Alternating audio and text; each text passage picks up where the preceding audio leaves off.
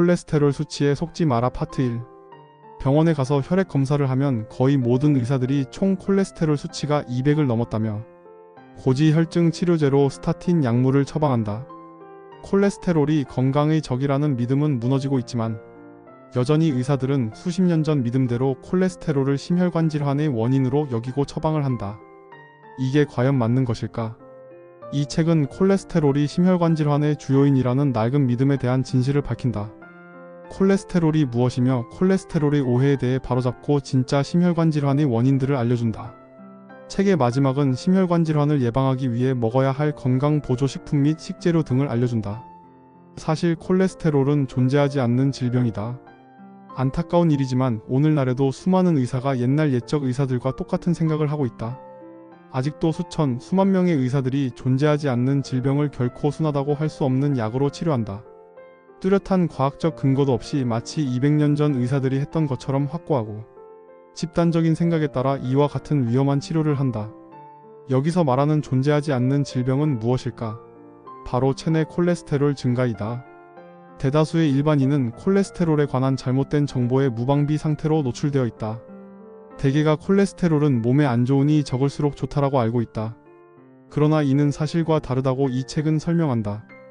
콜레스테롤이 인체의 필수 성분인데도 전 세계 의사들이 체내 콜레스테롤 수치를 내리기 위해 처방하는 약의 시장 규모는 무려 수십억 달러에 이른다. 그러나 이런 약을 복용하는 환자의 수명이 실제로 연장되는 경우는 극히 소수에 불과하다.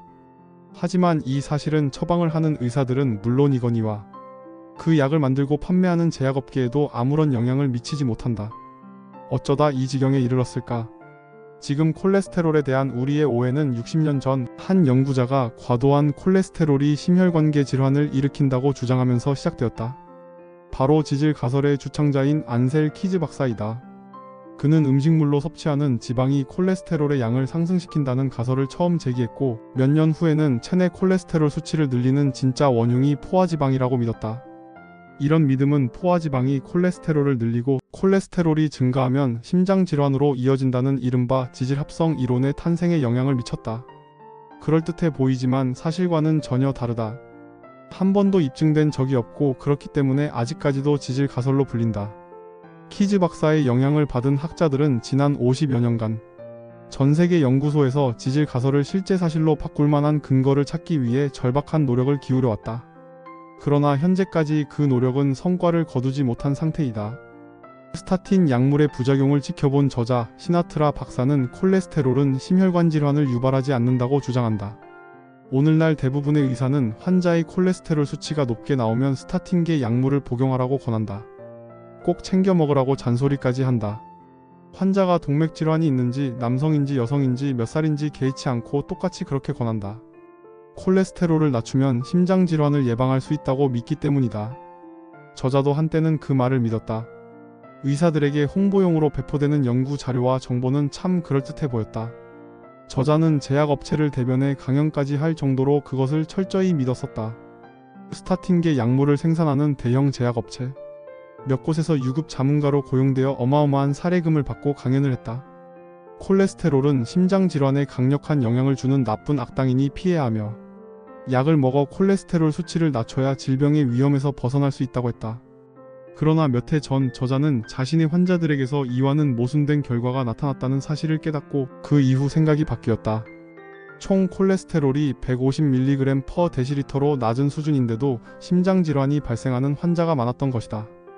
당시 병원에서는 환자가 흉부 통증을 보이고 운동 검사에서 경계 수준임이 확인되고 특히 콜레스테롤 수치가 280mg/dl 이상 나오면 혈관 조영술을 받도록 지시했다. 조영술을 통해 환자의 동맥이 어떤 상태인지 확인하려는 것이었다. 이 검사를 통해 문제가 생긴 동맥을 발견한 경우도 있었지만 동맥이 완벽할 정도로 건강한 환자가 대부분이었다. 이런 결과를 보면서 그가 확고히 믿고 있는 것과는 다른 무언가가 있다는 생각이 들었다고 한다.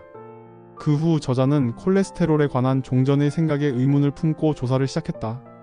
콜레스테롤과 관련된 기존 연구를 면밀히 살펴보았다. 비슷한 의문을 가진 다른 의사들을 만나 연구 결과가 어떻게 조작되고 있는지에 대해서도 들을 수 있었다. 한 예로 벤더빌트 대학의 생화학자인 조지만 박사는 전 세계적으로 유명한 프레이밍햄 심장 연구에 참여한 학자인데, 그는 콜레스테롤을 심장 질환의 지표로 보는 가설을 미국 국민을 대상으로 한 사상 최대 규모의 사기라고 말했다. 이런 반대의 목소리는 안타깝지만 콜레스테롤이 해롭다는 합창 소리에 묻혀 있었다. 오늘날에도 언론이 주목하는 연구 결과의 대부분이 콜레스테롤에 관한 기존의 생각을 고수하고 있다. 제약업계, 저지방 식품업계와 의료계 단체들이 이러한 주장을 지원하는 것으로 보인다. 그래서 저자는 콜레스테롤 성가대 활동을 그만두었다. 원래 믿었던 사실도 이제는 믿지 않는다. 다음과 같은 것 때문이다. 콜레스테롤은 생명을 유지하는 데 꼭 필요한 물질이며 간, 뇌를 비롯해 인체 거의 모든 세포에서 만들어진다. 효소를 통해 비타민 D, 성호르몬과 스트레스 호르몬을 포함한 스테로이드 호르몬, 소화와 지방 흡수를 돕는 담즙 산염으로 전환되어 체내에서 사용된다. 또한 세포를 둘러싼 막과 세포 내부 구조를 이루는 중요한 물질이다. 특히 뇌에는 체내 콜레스테롤 양의 4분의 1에 달하는 콜레스테롤이 있으며, 신경세포를 둘러싸고 있는 수초와 섬유 조직을 구성하는 성분의 5분의 1이 콜레스테롤이다. 각 신경 간의 의사소통도 좌우한다. 체내 콜레스테롤의 양이 줄어들면 인지 기능이 저하된다. 저자는 특히 환자 중에 실비오라고 부르던 한 연방판사가 유독 기억에 남는다고 한다. 실비오는 스타틴계 약물을 복용한 후로 기억력이 급격히 나빠져서 재판을 도중에 중단시켜야 할 정도로 상태가 좋지 않았다고 토로했다. 실비오의 LDL 수치는 65mg/dl까지 떨어져 있었다. 저자는 스타틴 복용을 중단하고 콜레스테롤이 풍부한 유기농 달걀을 많이 먹으라고 권했다.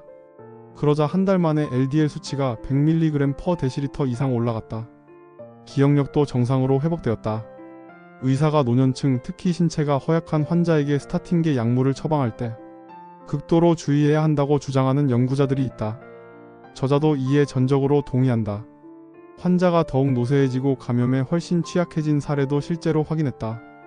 당시에는 놀라운 결과였지만 이제는 더 이상 놀랍지도 않다.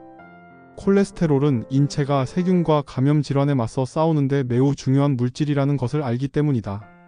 샌프란시스코에서 건강한 일반인 10만 명을 대상으로 15년 이상 실시한 연구에서도 콜레스테롤 수치가 낮은 사람은 감염 질환으로 병원에 입원하는 경우가 훨씬 더 많은 것으로 나타났다.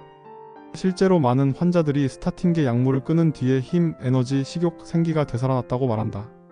스타틴 계열 약물의 위험성. 코엔자임 Q10은 인체의 모든 세포에서 만들어지는 필수 영양소로 세포의 에너지 생산에 관여하는 주요 화학 성분이다. 심장이 힘차게 펌프질하면서 혈액을 순식간에 내뿜는 기능에도 중추적인 역할을 한다. 1990년대 초반 저자는 스타틴계 약물에 대한 자신의 믿음을 뿌리째 흔들어 놓는 사실을 알게 되었다. 바로 스타틴이 코엔자임 Q10을 고갈시킨다는 것이다. 현재는 많이 알려졌지만 당시에는 그렇지 않았다. 저자에게는 진지한 고민이 시작된 계기가 되었다. 심장 질환의 해답이라 믿었던 스타틴이 심장에 너무도 중요한 영양소를 고갈시킨다면 과연 장기적으로 건강에 유익하다고 할 수 있을까? 심지어 오늘날에도 스타틴이 코엔자임 Q10에 끼치는 영향을 알지 못하는 의사들이 많다. 심장 발작이 일어날 확률을 줄이려고 처방하는 약이 실제로는 심장이 제대로 기능하도록 연료 역할을 하는 영양소를 고갈시킨다니 이 얼마나 엄청난 모순인가? 스타틴계 약물을 복용한 이후로 피로감이 늘고 에너지가 감소하며 근육통이 찾아오는 환자가 많은 것도 충분히 그럴만하다. 제약회사가 감춘 불편한 진실. 아직 확신이 들지 않는다고? 이번에는 보다 최근인 2006년에 완료된 약물 연구를 살펴보자. 이넨스 연구로 널리 알려진 이 연구는 2008년 신문 일면을 비롯해 텔레비전, 뉴스마다 보도되면서 큰 주목을 받았다. 대규모로 진행된 이 연구에서는 콜레스테롤 저하제인 바이토린에 대해 조사했고, 연구 결과가 발표되자 엄청난 비난 여론이 일었다. 비난의 핵심은 이 약을 제조한 두 업체 머크와 쉐링프라우가 연구 결과를 2년이나 지난 뒤에 발표했다는 사실이다. 그도 그럴 것이 연구 결과에는 뭔가 수상쩍은 부분이 있었다. 이 연구가 신문 일면을 장식하게 된 것이 바로 그 때문이다. 새로 개발된 신비의 약 바이토린은 예상대로 콜레스테롤을 낮추었다. 기존 스타틴계 약물보다 감소 효과가 뛰어났다. 콜레스테롤은 낮아지고 심장 질환도 줄어들게 되었으니 회사 주주들과 파티라도 열어야 마땅하다. 하지만 기뻐할 일이 아니었다. 바이토린을 복용한 사람의 콜레스테롤 수치는 곤두박질쳤지만 일반적인 콜레스테롤 약을 복용한 사람들에 비해 혈관에 더 많은 플라크가 형성됐다. 동맥벽은 거의 2배 더 두꺼워졌다. 결국 콜레스테롤은 훌륭하리만치 낮아졌지만 심장질환 발생 위험은 오히려 크게 상승한 것이다. 수술은 성공했지만 환자가 사망했습니다라는 말이 떠오르는 상황이다. 그 밖에도 비슷한 연구가 셀 수 없이 많지만 하나만 더 살펴보자. 식단과 질병에 관한 연구 중에서 최장기간 진행된 간호사 건강 연구이다. 하버드 대학교가 실시한 이 연구는 1970년대 중반부터 여성 12만 명 이상을 조사하여 암과 심장질환의 위험 인자를 파악했다. 이 가운데 84,129명의 여성을 철저히 분석한 결과가 뉴잉글랜드 의학 저널에 발표되었는데 여기에 심장질환 발생 위험을 크게 낮추는 5가지 요소가 명시되었다. 연구진은 본 연구에서 피험자들에게 발생한 관상동맥 관련 질환의 82%는 이 5가지 요소가 제대로 지켜지지 않은 것이 원인이라고 볼 수 있다고 밝혔다. 과연 그 5가지가 무엇일까? 하나, 금연. 둘, 과음하지 않기. 셋, 하루 평균 최소 30분간 중간에서 격렬한 수준의 운동하기. 넷, 건강한 수준의 체중 유지하기 체질량 지수 25 미만. 다섯, 혈당 지수가 낮은 음식, 오메가3 지방산, 식이섬유 함량이 높은 음식 섭취하기. 콜레스테롤은 위의 목록에 없다. 콜레스테롤을 낮추어도 관상동맥 관련 질환의 발병 위험을 줄이고 수명을 늘리는데 거의 아무런 효과가 없다는 이 불편한 진실은 우리들을 장님처럼 만들어 거대한 이윤을 챙기겠다는 누군가의 이유로 철저히 무시되고 있다. 콜레스테롤에 관한 이야기는 의학, 연구 분야뿐만 아니라 정치, 경제, 심리학, 사회학과도 연계된다. 등장인물도 굉장히 불쾌하고 자기중심적인 유형부터 의도 자체는 선한 사람까지 매우 다양하다. 콜레스테롤이 심혈관 질환을 일으킨다는 생각은 어마어마한 규모의 돈과 논문의 정치성, 신뢰에 대한 사회학적 분석, 정부기관의 자문위원회와 경찰처럼 행동하는 업계 사이에 존재하는 끊임없는 유착 관계와도 관련이 있다. 예를 들자면 미국의 국가 콜레스테롤 교육 사업은 2004년 최적 콜레스테롤 수치를 하향 조정했다. 이 사업의 전문가 그룹에 참여한 9명의 전문가 중 8명은 제약업계와 재정적 연결고리가 있었다. 대부분 콜레스테롤 저하제를 만드는 업체들로 하향 조정한다는 공고문이 나가면 즉각적인 이득을 거두어 들일 수 있는 곳들이다. 그런데 콜레스테롤과 포화지방이 심장질환을 일으키는 양대 악당으로 낙인 찍힌 이유는 정확히 무엇일까? 어쩌다가 그런 틀린 생각이 처음 생겨났을까? 이 의문을 해결하기 위해서는 1953년으로 되돌아가야 한다. 젊고 야망 있는 생물학자 안셀 키즈가 과도한 지방 섭취는 심장질환을 일으킨다는 당시로선 아주 파격적인 이론을 내놓은 시기이다. 키즈는 지방 섭취와 심장질환의 연관성에 대해 연구를 시작했다. 세계 각국의 지방 섭취와 심장질환에 관한 자료를 분석하여 발표한 결과가 7개국 연구이다. 이 연구에 따르면 지방 섭취량은 심장질환 발생률과 분명한 관계가 있으며 지방 섭취량이 가장 높은 국가는 심장질환 발생률도 가장 높았다. 지방 섭취의 해로움을 명쾌하게 보여준 결과가 아닌가. 이 연구에는 딱 하나 문제가 있었다. 실상은 전혀 그렇지 않다는 것이다. 키즈는 신뢰할 만한 수준의 식품 섭취 관련 자료를 총 22개 국가에서 획득했지만 이 가운데 7개 국가의 자료만 활용하여 연구 결과를 발표했다.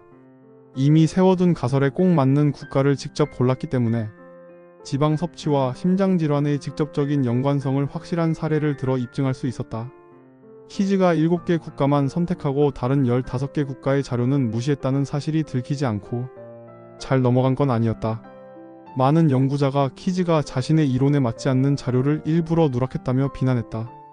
또한 22개 국가의 자료 전체를 분석한 연구자들은 지방과 콜레스테롤, 심장질환 간의 연관성을 전혀 찾을 수 없었다고 밝혔다.